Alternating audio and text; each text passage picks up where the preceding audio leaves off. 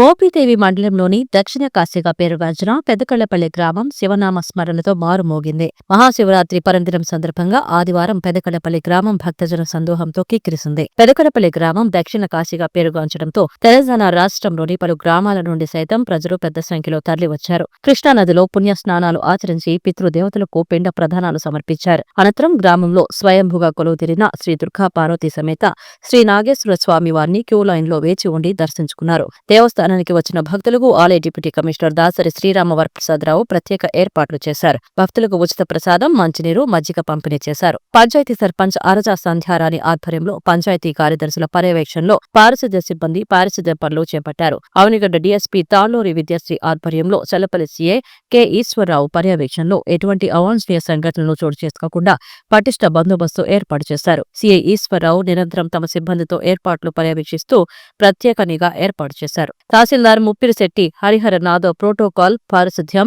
ఘాట్లను పరిశీలిస్తూ భక్తులకు ప్రత్యేక ఏర్పాట్లో కల్పనలో చొరవ తీసుకున్నారు. కృష్ణానది తీరం వద్ద గల 3 స్నాన ఘాట్ల వద్ద 2 లక్షల మంది పుణ్య స్నానాలు ఆచరించగా 80,000 మందికి పైగా భక్తులు శ్రీ నాగేశ్వర స్వామి వారిని దర్శించుకున్నట్లు తెలుస్తోంది. మహాశివరాత్రి పర్వదినం సందర్భంగా పలువురు ప్రముఖులు నాగేశ్వర స్వామి వారిని దర్శించుకున్నారు.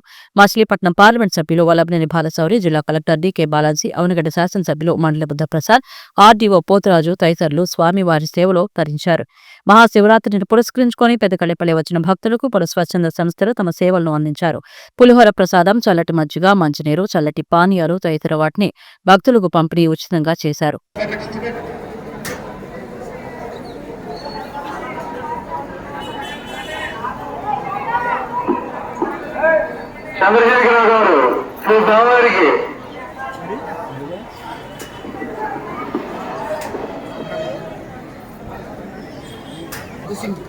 పెదసింగ నాగేశ్వరరావు గారు శ్రీ స్వామివారికి 100 రూపాయల కానుక సమర్పించారు. వారిని వారి కుటుంబాన్ని శ్రీ దుర్గా నాగేశ్వర స్వామివారి ఎలా కాపాడు రక్షించక.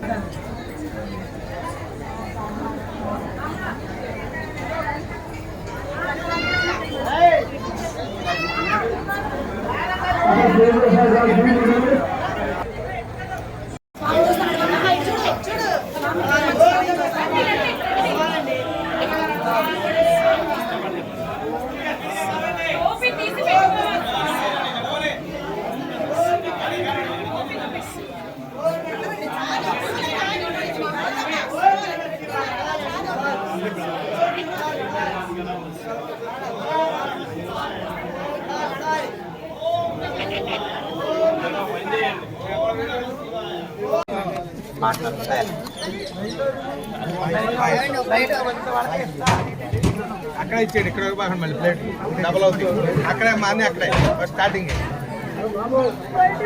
అక్కడే మొత్తం మూడు తీసుకుంటాం.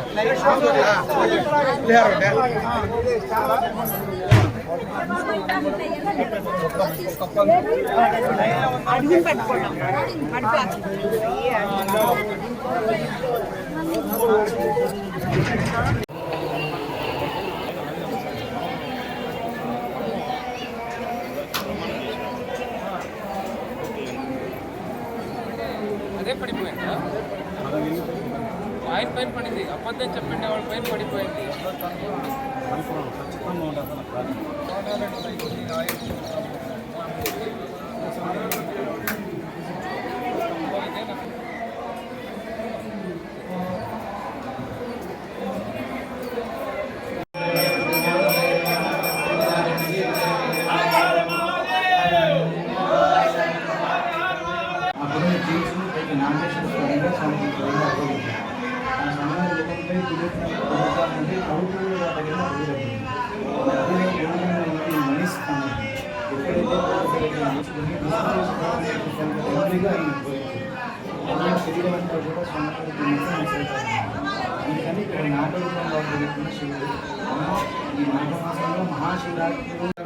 విధి బ్రాహ్మణే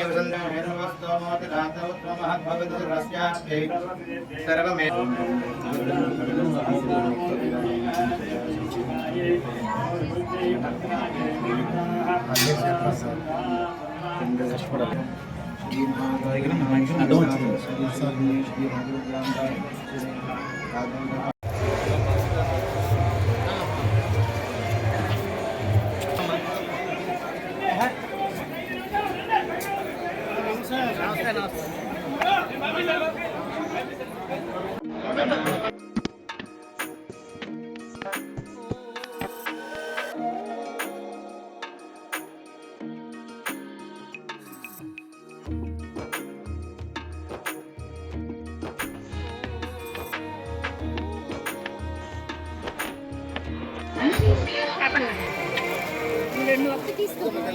మాట వచ్చేయండి హ్యాండ్ అటుకు వచ్చేయండి.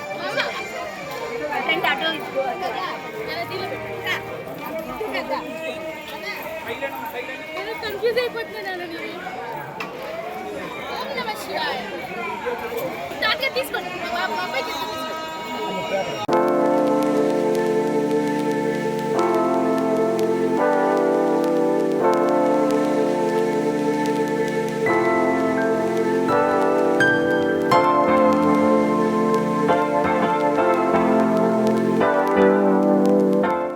కృష్ణా జిల్లా పెదకళ్ళేపల్లి గ్రామంలో వేంచేస్తున్న శ్రీ పార్వతీ సమేత దుర్గా నాగేశ్వర స్వామి వారి దేవస్థానంలో ఈరోజు మహాశివరాత్రి ఉత్సవాలు ఘనంగా నిర్వహించడం జరుగుతుంది.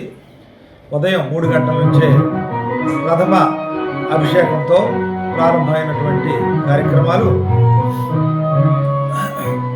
4 గంటల నుంచి భక్తులకు దర్శనం ఏర్పాటు చేయడం అనేది 4 గంటల నుంచి కూడా నిరాటంకంగా నిరంతరాయంగా భక్తులు క్యూ లైన్లో నిలబడి స్వామివారిని దర్శించుకొని తీర్థప్రసాదాలు స్వీకరించి స్వామివారి ఆశీస్సులు పొందుతున్నారు.